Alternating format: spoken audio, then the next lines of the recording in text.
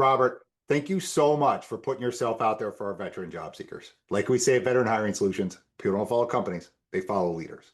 So could we first, would you personalize, introduce yourself to the community and what you're doing at Wilevco? Thanks, Justin. I'm happy to be here. My name is Robert Reiser. I'm the owner of Wilevco. Been here a little bit over 6 years.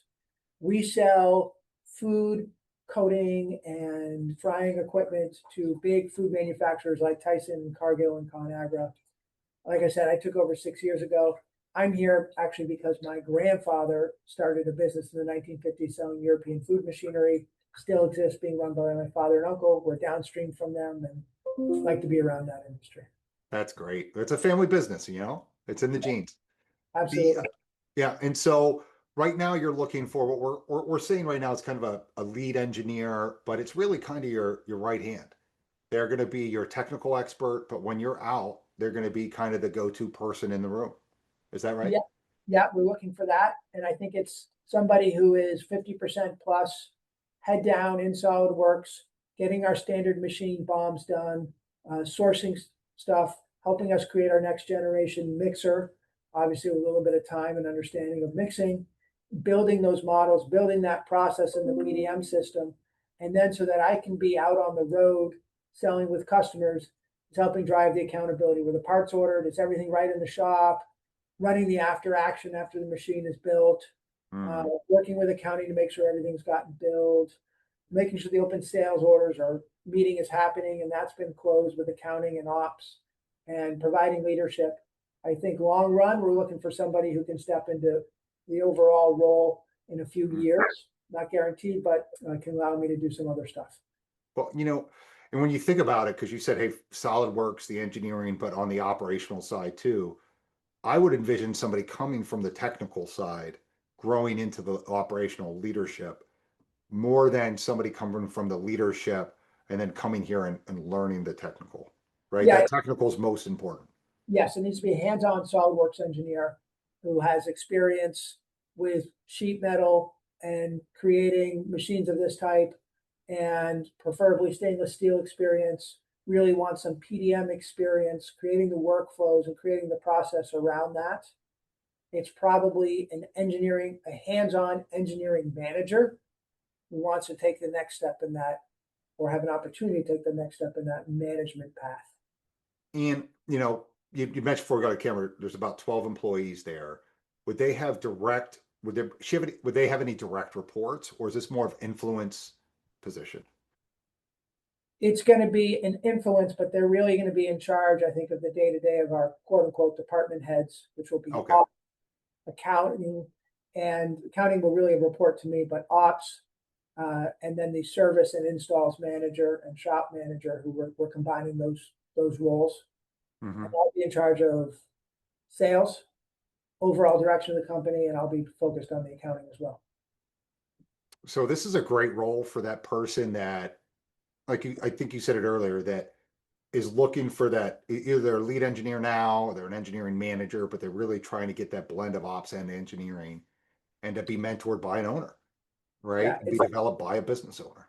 Yeah, hands-on, still doing the engineering work, but in a management role, potentially that engineering manager who's still in SolidWorks every day, ready to take the next step.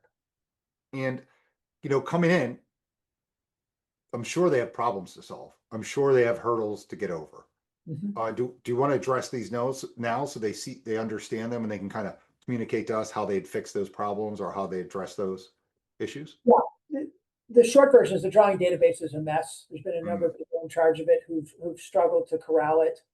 So a number of inconsistencies, a number of changing hands, and a number of people who didn't have the right skill set to do it, and put in a position from me without me understanding what the right skill set was. So it needs the right person for that. There is a lot of work to do on these drawings. There's a lot of work to do on creating repeatable process. There's a lot of work to do on creating standards so that we can get stuff out the door, and pushing people to follow our standards and our process and our procedures that we, if I'm in California seeing customers, it's tough for me to enforce, and we continue to get away from. Well, and, I don't want to say chaos creates opportunity, but there's an opportunity for them to come in and, create those SOPs, create those standards. If they've envisioned that, like, hey, I can do it or they've done it in the past, this is a great way to really kind of put your fingerprint on an organization, on a process. We need somebody who's firefights. This is an industry where we have one customer tells us when they're down, it costs them $48 a minute. Mhm. Dealing with high volume, low margin, perishable product. We have to keep them up and running. But I Mhm. say we need somebody who does firefighting, but we need to install some sprinklers. And we want somebody who can move between, understands the firefighting, can get stuff done quickly. You talked before about Colin Powell saying you got to be able to act with only 70% of the information. We need that.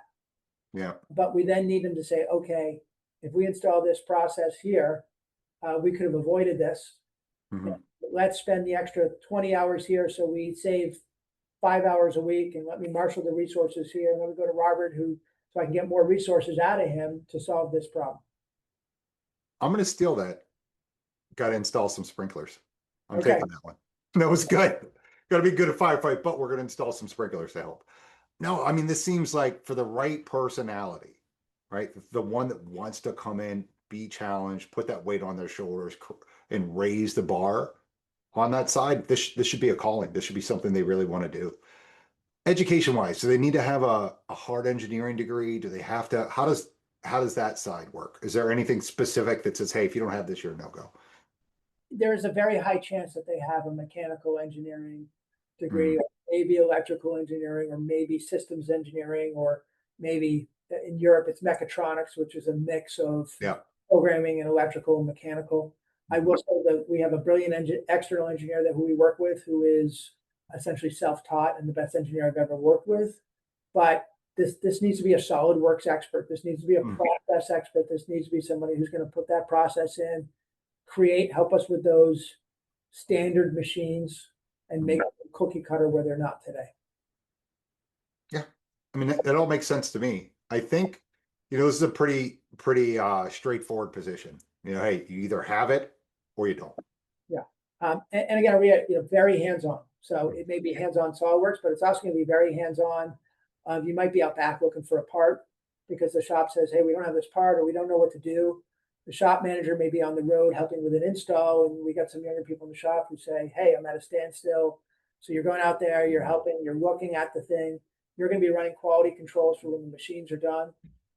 So your feet are going to get wet. Your hands are going to get dirty, and then you might be out back looking for an O-ring because we need an O-ring for that. Or gee, we machine this one piece down, we put a bracket here, and you might be on the Bridgeport for 10 minutes trying to get that done. We're really an assembler, not a manufacturer, but so it's somebody hands-on. Mhm. They're probably wearing jeans and maybe steel toes. They're probably not wearing a suit. Yeah.